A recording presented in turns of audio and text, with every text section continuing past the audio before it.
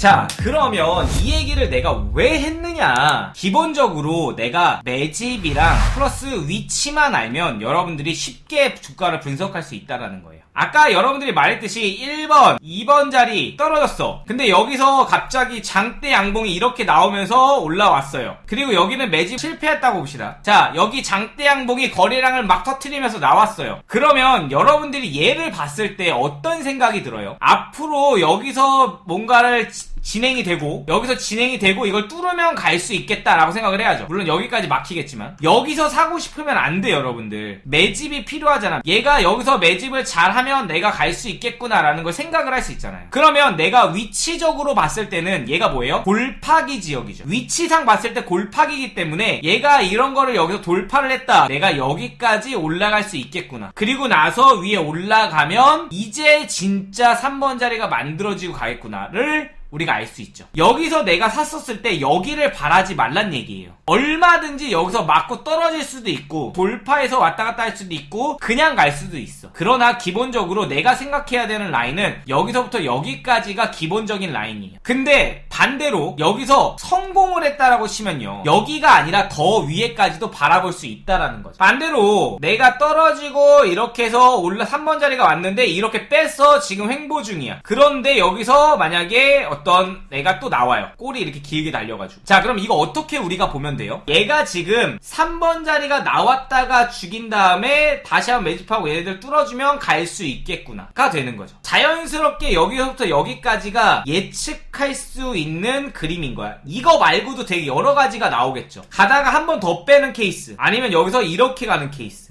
이런 뒷그림을 여러분들이 예상할 수 있는 이유는 뭐예요? 여러분들이 매집과 플러스 위치를 이해할 수 있다라는 뜻이 됩니다. 자, 이거를 우리가 차트를 보면서 한번 보겠습니다. 파인텍을 예를 들어 봅시다. 얘가 떨어지죠. 떨어지고 F에서 행보가 시작돼요. 그죠? 지금 여기서 레벨업 하면서 2번 자리가 시작됐죠. 이 친구들은 뭐예요? 지금 떨어지는 애들을 돌리고 있는 거죠. 2번 자리는 여러분 충분히 길어요. 자, 여기서부터 여러분 나올 수 있는 게 몇 개가 있을까? 떨어져서 왔다 갔다 치고 이렇게 가는 경우가 있을 거고요. 그죠? 아니면 여기서 올려서 이런 식으로 가는 경우가 있을 거고요. 그럼 올렸다가 죽여서 돌아가는 케이스가 있을 거예요. 그럼 우리가 사야 되는 자리는 언제예요? 여기나 또는 여기가 될 수도 있어요. 여기도 괜찮아요. 보여요, 여러분들? 머릿속에 이 뒤에 그림이 그려져야 돼요, 여러분들. 지금 머릿속에 이 그림이 여러분들 그려져야 된다고요. 근데 이렇게 차트를 보잖아요? 이 뒷그림이 절대 안 나와. 얘만 보고는 여러분들 뒷그림이 안 나와요. 그냥 얘네들 보면 1번, 2번 올라갔다 눌렸다 이렇게만 봐요. 자, 그러면 얘네들이 요것만 본다면 1번, 2번, 3번 완전히 눌렸죠? 3번 완전히 눌렸죠? 근데 여기서 지금 뭐예요? 공구리 만들죠? 만약 이 친구가 공구리를 넘으면요, 이건 바로 갈 수도 있는 케이스가 돼버리는. 그러면 이 공구리를 올라타거나 또는 빠지거나 둘 중에 하나죠. 완전히 눌렸으니까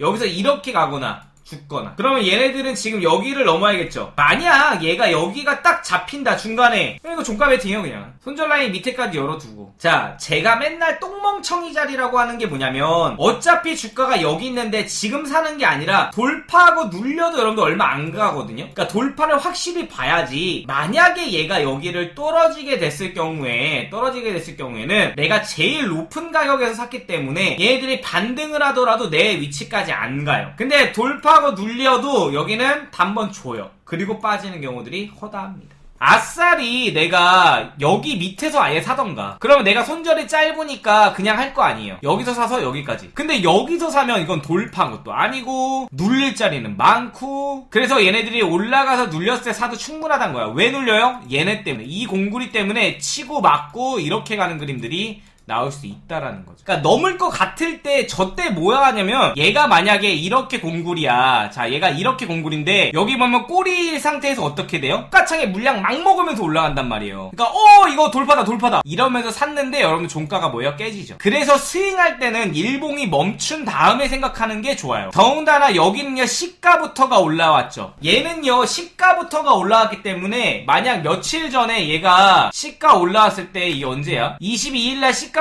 올라왔죠. 얘네들이 만약에 시가 돌파를 하게 되면 이거 상승이라는 얘기가 돼버려요. 그러나 여러분들이 사야 될 자리는 현재 아닌 것이다. 자, 그러면 아까 제가 얘기했던 포메탈의 경우 잘 보세요, 여러분들. 1번 자리 이후에 2번 자리가 진행 중이죠. 그러면 얘네들이 올라와서 여기서 찌글찌글하는 경우가 있을 거고, 골파기가 나오는 경우도 있을 거고, 올라갔다가 완전 눌렸다가 하는 케이스들도 있을 거예요. 포이즈 같은 경우에 보시게 되면 올렸다가 다 빼놓고 매집해서 올려버리죠. 그 다음에 에이텍 TN 같이 떨어지고 매집을 해서 2번 한 다음에 골파기 갔다가 오는 케이스. 에이텍도 마찬가지고요. 얘네들도 1번 자리, 2번 자리 골파기 갔다 온 케이스. 그 다음에 일반적으로 1번 자리, 2번 자리, 그 다음에 여기서 찌끔찌끔 하다가 올라간 케이스. 얘는 뭐예요? 1번 자리 매집하고 골 팠다가 찌끔찌끔하고 올라온 케이스. 유명했던 비덴트도 여러분들 1번 자리 매집하고 2번 자리, 3번 자리 다 누르고 올리는 케이스. HRS도 보세요.